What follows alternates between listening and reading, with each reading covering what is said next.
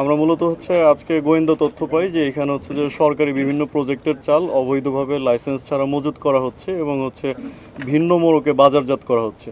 তো আমরা সেই তথ্যের ভিত্তিতে র্যাবসাত উদ্যোগ গ্রহণ করে আমাদের সাথে হচ্ছে যে লার্নেড ম্যাজিস্ট্রেট মহোদয় এবং হচ্ছে যে খাদ্য অধিদপ্তরের হচ্ছে লার্নেড প্রতিনিধিবৃন্দ তাদেরকে সাথে নিয়ে এখানে অভিযান পরিচালনা করি এবং হচ্ছে এখানে অভিযান পরিচালনা করে আপনারা অলরেডি দেখতে পেরেছেন বিপুল পরিমাণে হচ্ছে যে আপনার চাল পাই, যেগুলোর হচ্ছে যে উনি কোনো প্রকার কোনো ডকুমেন্ট দেখাতে পারেনি এবং হচ্ছে যে আপনার 200-র বেশি সার্ভিস ও ফিচারে লেনদেনের সব বিকাশ অ্যাপে সম্ভব।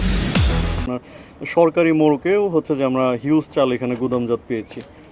এ ব্যাপারে আইনগত ব্যবস্থা প্রক্রিয়াধীন রয়েছে।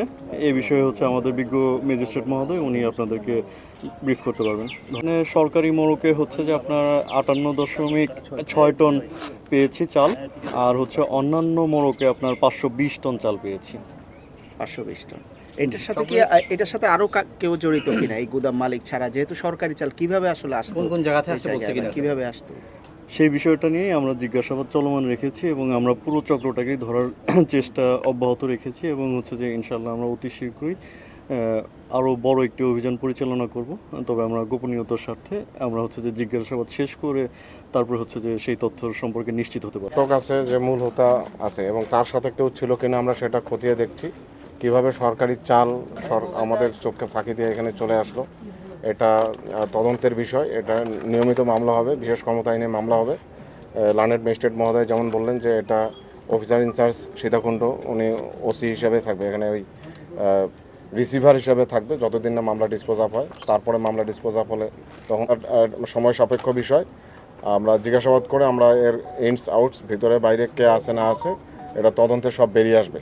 আর কোনো জায়গার তথ্য দিয়েছে কিনা আপনাদের? আমরা আমাদের অভিযান আমরা অব্যাহত রাখবো। এ ধরনের যদি তথ্য আমরা জিজ্ঞাসাবাদ করছি, আপনারা জানেন যে কেবল হলো জিজ্ঞাসাবাদ করছি, জিজ্ঞাসাবাদে সব কিছু বেরিয়ে আসবে বলে আমরা বিশ্বাস করি। কারণ হিউজ পরিমাণ চাল, এত চাল কোথা থেকে কিভাবে আসলো এটা জানার বিষয় আছে। অবৈধ মজুদ থাকতে পারে। তো আমরা আসলাম এখানে কিছু সরকারি মোড়কে আমরা কিছু খাদ্য অধিদপ্তরের মোড়কে কিছু বস্তা পাইছি আর কি, টোটাল 1172 বস্তার মতো আর কি, 58.6 টন। তো এগুলো আসলে সরকারি মাল, ওইটা খাদ্য অধিদপ্তরের যিনি আসছেন উনি নিশ্চিত করছেন। এগুলো কোনো ডকুমেন্টস নাই ওনার কোনো লাইসেন্সও নাই আর কি। আর এর বাইরে আমাদের কিছু অন্যান্য মোড়কে কিছু আছে, ওইখানে প্রায় কত ছিল যেন 520 টনের মতো ছিল আর কি। সেক্ষেত্রে এগুলো কি করা হবে আসলে? এখন আসলে ওই র্যাব যে বললো আর কি যে এখানে আসলে আমাদের এটার পিছনে যে চক্রটা আছে এটা আসলে বোঝা যাচ্ছে যে চক্রটা একটু বড় এবং এটা উদ্ঘাটন করা জরুরি।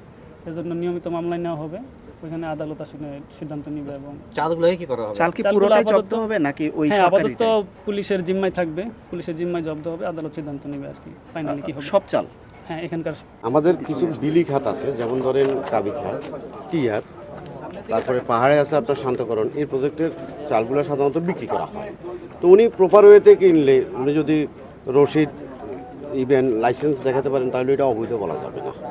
যদিও এটা আপনার ডাইরেক্টরেট জেনারেল অফ ফুড মোড়কে লেখায়, আমরা ধরে নিচ্ছি যে এটা খাদ্য অধিদপ্তরের মোড়কের বস্তা, যেহেতু এটা সরকারি গুদাম থেকে বেরিয়েছে।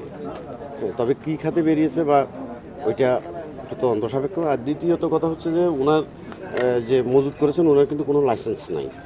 হ্যাঁ, এটা সম্পূর্ণভাবে অবৈধ। লাইসেন্স ছাড়া খাদ্য ফুড গ্রেড লাইসেন্স ছাড়া কোনো কিছু করা, মজুত করা, এটা সম্পূর্ণভাবে অবৈধ এবং শাস্তিযোগ্য অপরাধ। না, আমার পদবিটা